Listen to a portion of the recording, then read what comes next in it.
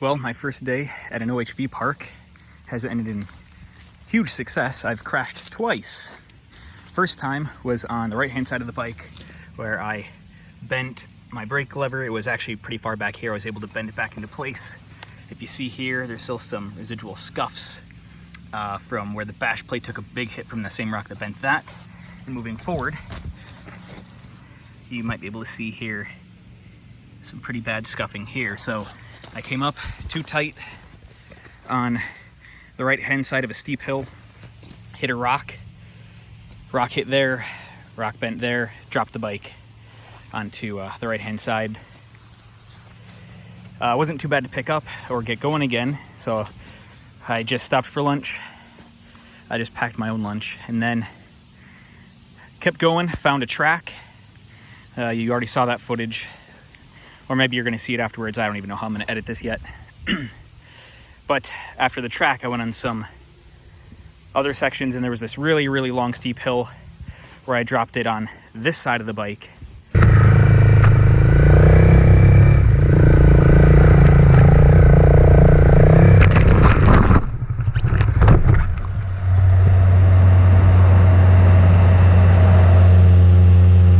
Which broke off my left mirror. But worse than just breaking off the mirror, it broke the whole cap. So I'm gonna have to get it either a new cap or a whole new lever system. I might just try and find a whole new lever for the clutch anyway while I'm at it.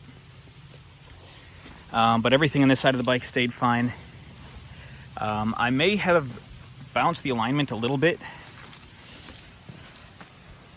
I don't know, does that look straight to you? That one looks a little lower, but maybe it's just because I bet you that one got bumped down a little bit when I crashed on that side. But I'm going to do the old trick of loosen up the pinch bolts, actuate the forks a bit, tighten them back up, just make sure that the forks are still in good alignment. So I've been out here for, I don't know, maybe an hour, which isn't too terribly long for being out here, but I'm still out of breath because picking up this bike on a really steep hill was a lot of work.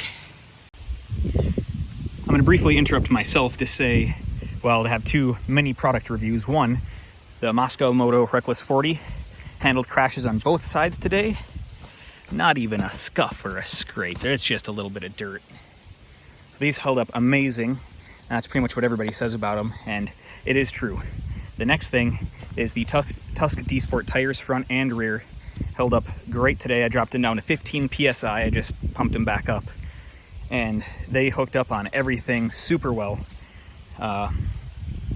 Never let loose in any way, in no other way than any other tire wouldn't. So for the power and the weight of this bike, these tires at 15 PSI do everything you'd ever need them to do.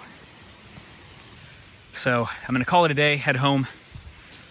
Plus, going home with only one mirror isn't strictly road legal here, but I don't have much choice. So hopefully that there's enough clamping load still here that I don't, I don't lose my clutch at the same time, because that would really suck and I'd never get home. So, well, and I don't know if I'm gonna play that other footage now or later, or now or earlier. But either way, until next time, see ya.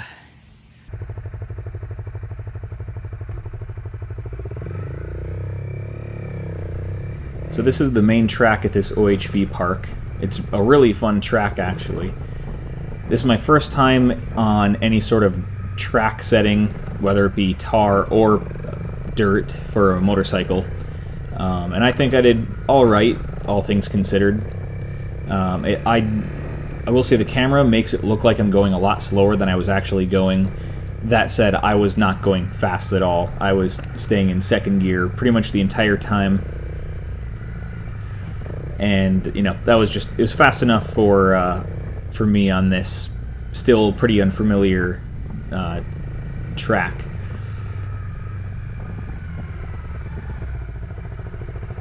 There were a few muddy sections, as you saw right there, and they were kind of a pain to have to work around and try and keep up a decent pace at the same time. And on this lap, right about here, I lost my footing on my foot pegs and instead of being on the ball of my foot, I was on my toes, and it took me a little while until right about here to actually just sit down and readjust my weight while still trying to move. Now these dirt berms here, I've never gotten to use a berm like that before, but it really helps cornering speed. I know that's obvious, it's just physics, but getting to do that in real life was pretty cool. And I'm definitely coming back to do some more laps on this in the future.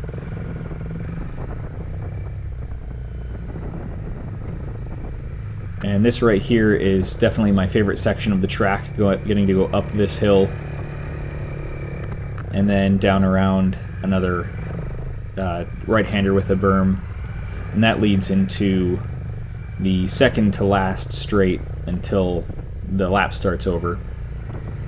And I will say a combination of the upgraded suspension and then airing down my tires to about 15 psi really made this bike handle well on the track.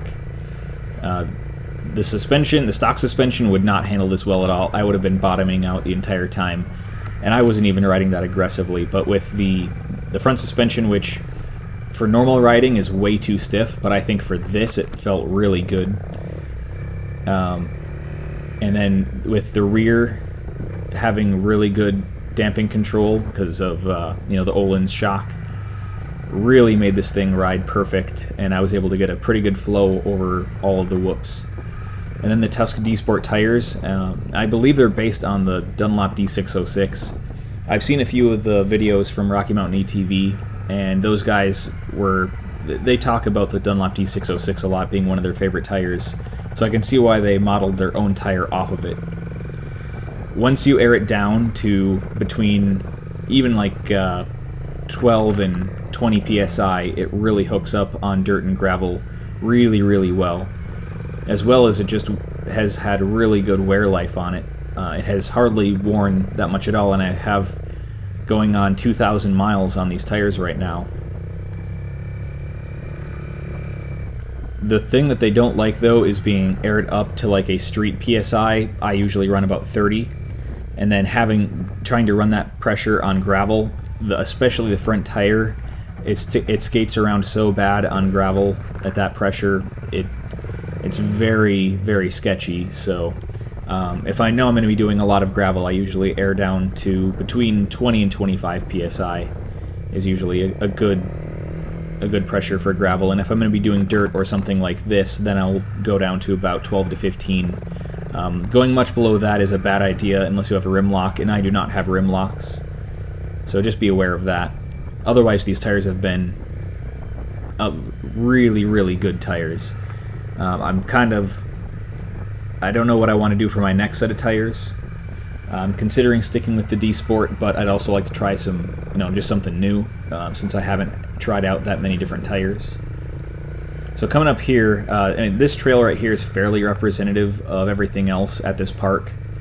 And this is a little bit of a flatter area. The other side of the park had a lot more hills in it. That said, this part of the park still has quite a bit of hills.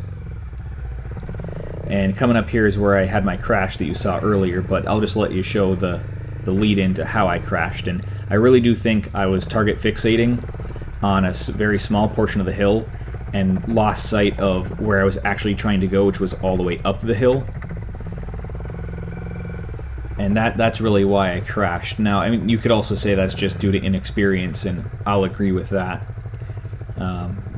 So I definitely want to come back and do this over again, and hopefully not crash as much, because trying to pick this bike up, especially on that steep of terrain, was not fun. Like, as you know, GoPro footage always makes the terrain look flatter and wider. Like, this is a lot narrower than it looks on film, and this hill is a lot longer and a lot steeper than it looks on film. It was nearly 45 degrees. It was really steep.